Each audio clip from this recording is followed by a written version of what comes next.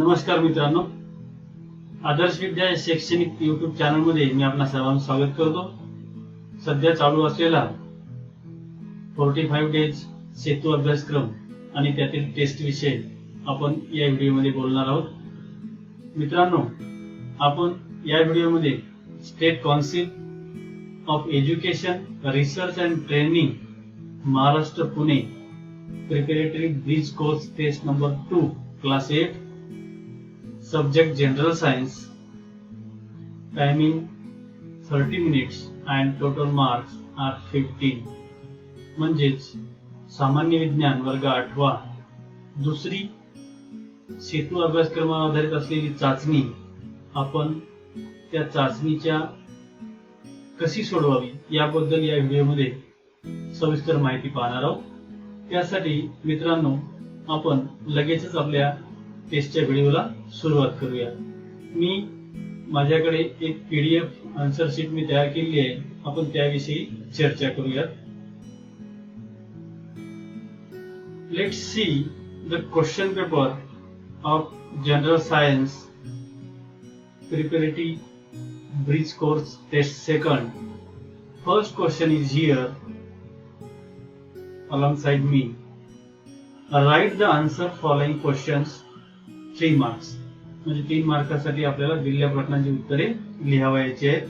पहिला प्रश्न आहे मित्रांनो, दिसत असेल तुम्हाला इथे, हा बघू शकतो आपण। Observe the given picture carefully, how would you avoid this. म्हणजे चित्र पहा, त्याचं निरीक्षण करा आणि ह्या गोष्टी आपण कशा टाळू शकतो, असा हा प्रश्न विचारलेला आहे।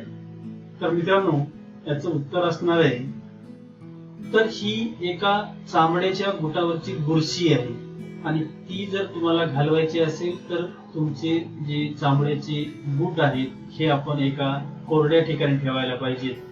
त्याचबरोबर वेळोवेळी त्याला पॉलिश केलं पाहिजे। ही जर काळजी घेतली तर आपण चित्रात दाखवलेली जी परिस्थिती आहे ती आपण सहज अवॉइड म्हणजे टाळू शकतो। त्यासाठी उत्तर काय लिहायचं आहे, this picture shows microscopic spores of the fungi on the leather shoes. चामड्याच्या बुटावर ही एक सूक्ष्म पोर्स आहेत, कशाचे, बुरशीचे पोर्स आहेत आणि we need to these shoes at dry place.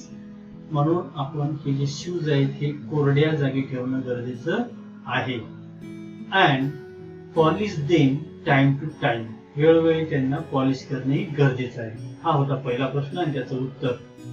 आपण दुसरा प्रश्न बघूया, व्हॉट टाइप ऑफ चेंज। म्हणजे इथं हा जो बदल आहे, चेंज आहे, हा कोणत्या प्रकारचा आहे। Is the change of season from summer to rain to winter. म्हणजे हे जे वातावरणात आपण ऋतू म्हणतो, या ऋतूमध्ये जे होणारे बदल आहेत हे कोणत्या प्रकारचे बदल आहेत, असा हा प्रश्न आहे। जसं समर टू रेन टू विंटर म्हणजे उन्हाळा, पावसाळा आणि हिवाळा हे जे बदल होत असतात, या बदलांना काय म्हणतात, कोणत्या प्रकारचे बदल असतात। तर मित्रांनो, त्याचं उत्तर आहे, this change of season from summer to rain to winter is an example of periodic change. याला आपण पिरियोडिक चेंज असं म्हणत असतो। तिसरा प्रश्न आहे मित्रांनो, कम्प्लीट द फॉलोइंग चार्ट। आपण पाहू शकता इथे, कम्प्लीट द फॉलोइंग चार्ट। इथे एक चार्ट दिलेला आहे, त्याच्यामध्ये फर्स्ट जो ब्लॉक आहे त्याच्यामध्ये सेल दिलेला आहे, सेकंड ब्लॉक एम्प्टी आहे, ब्लँक आहे, थर्ड ब्लॉक मध्ये ऑर्गन आहे, त्याच्यानंतर फोर्थ मध्ये ऑर्गन सिस्टीम आहे आणि लास्ट वन जो ब्लॉक आहे हा सुद्धा एम्प्टी आहे। तर नेमकं यात काय लिहायचं आहे इथं दिसतंय तुम्हाला बघा, आन्सर मध्ये मी दाखवलेलं आहे।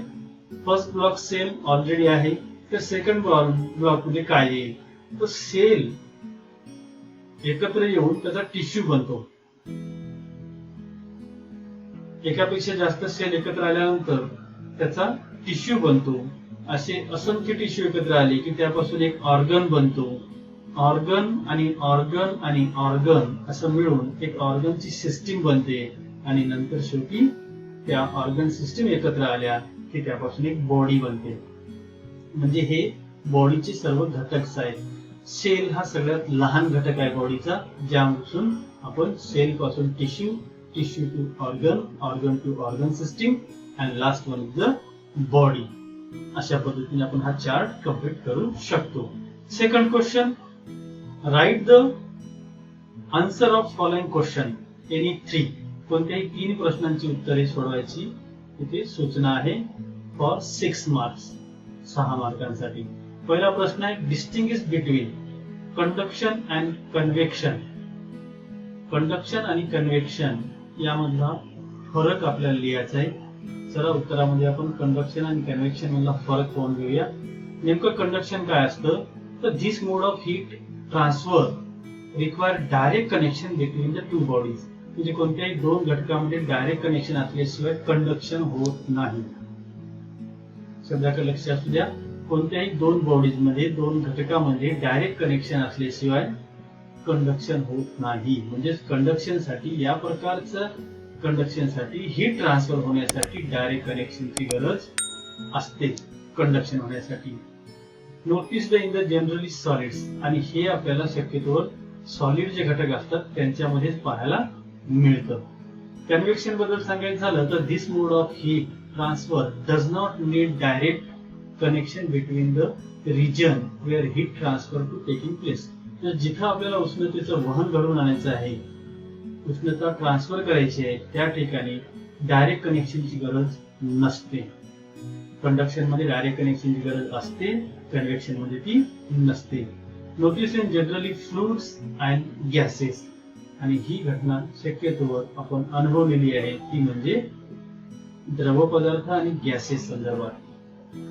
तर हाही पॉइंट आपला क्लिअर झालेला आहे. पुढे जाऊयात. दुसरा प्रश्न आहे, a force of 800 Newton was applied to stop a car and that was moving with a constant velocity. Constant velocity, and the car stopped after moving 12 meters. How much work is the work done? पूर्ण कार्य होण्यासाठी किती कार्य झालं, असा प्रश्न आहे. Force दिलेला आहे म्हणून आपण लिहूया. इथे बघा स्पष्ट उत्तर मी यामध्ये लिहून दिलेलं आहे. Work is equal to force applied to the body into displacement of the body. ठीक आहे, म्हणजे W work is equal to force into displacement. आपल्याकडे दिलेल्या कोणत्या गोष्टी आहेत, फोर्स दिलेला आहे आणि डिस्प्लेसमेंट दिलेला आहे. फोर्स होता 800 Newton, very good, and displacement हे दिलं होतं 12 metres.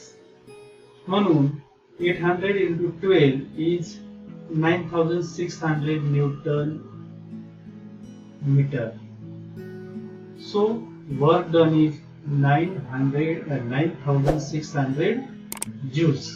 Work done is 9600 joules. असं आपण याचं उत्तर लिहू शकता. पुढे जाऊयात. तिसरा प्रश्न बघा.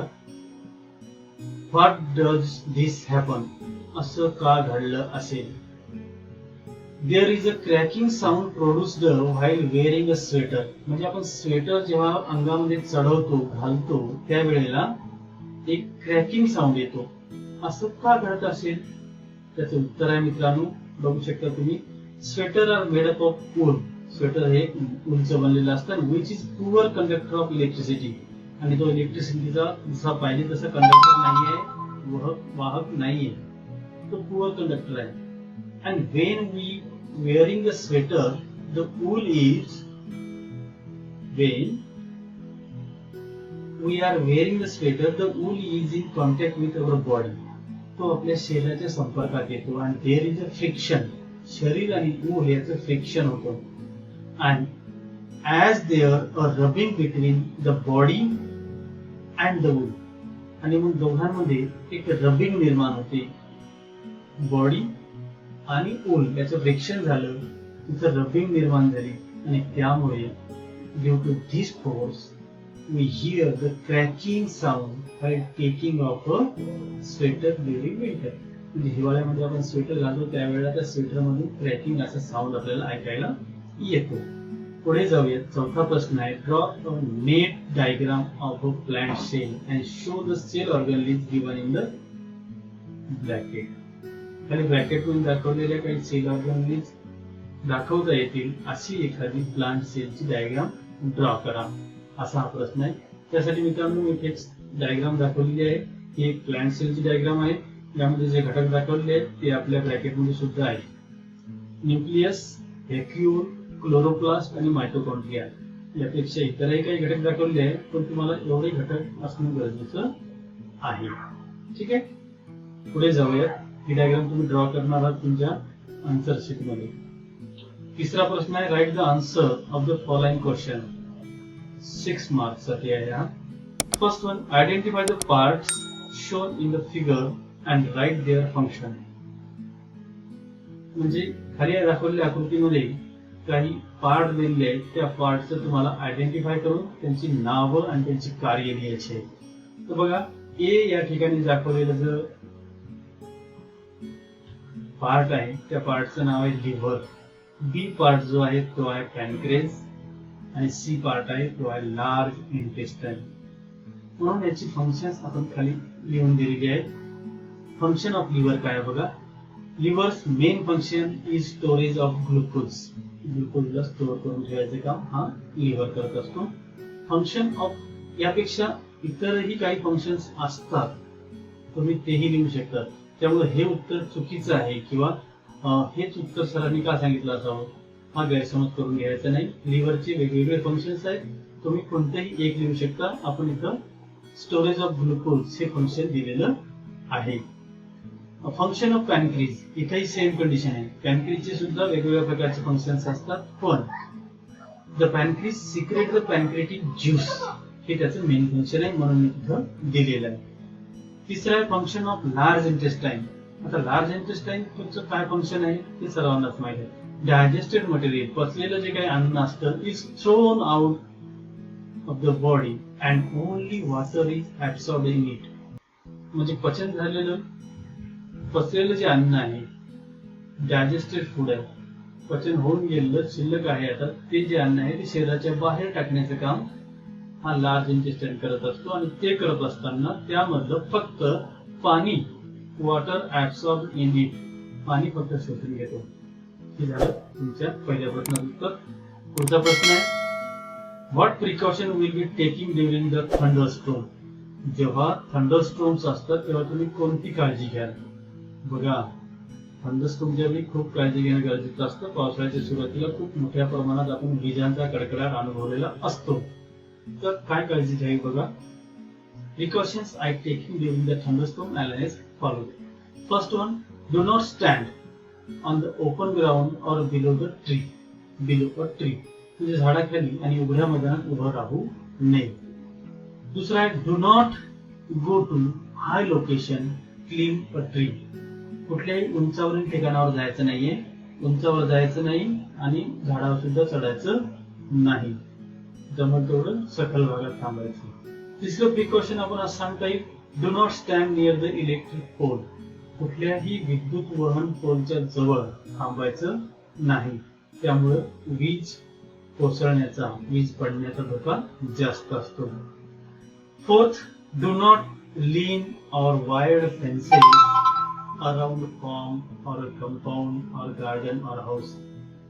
घराच्या अवतीभोवती असलेलं जे ताराचं कुंपण असतं किंवा एखाद्या शेताच्या किंवा एखाद्या गार्डनच्या अवतीभोवती असलेलं ताराचं कुंपण, त्याच्याजवळ थांबायचं नाही, त्याला टच करायचा नाही. Do not gather all together in one place. सर्वांनी एकत्र थांबू नये. And last one is the take a distance keep 15 feet between any 2 person. कोणत्याही दोन माणसांमध्ये जवळपास 10 ते 15 फुटाचं अंतर आपण ठेवलं पाहिजे. तर ही होती तुमची वर्ग 8वीची जी टेस्ट आहे, दुसरी टेस्ट, तिची आन्सर शीट. मित्रांनो, काय अडचण असेल तर तुम्हाला कमेंट करून विचारू शकता. त्याचबरोबर तुम्हाला जर ही पीडीएफ स्वरूपात डाउनलोड करण्यासाठी पाहिजे असेल तर त्यासाठीची जी डाउनलोड लिंक आहे ती आपण डिस्क्रिप्शन, या व्हिडिओच्या खाली डिस्क्रिप्शन मध्ये दिलेली आहे.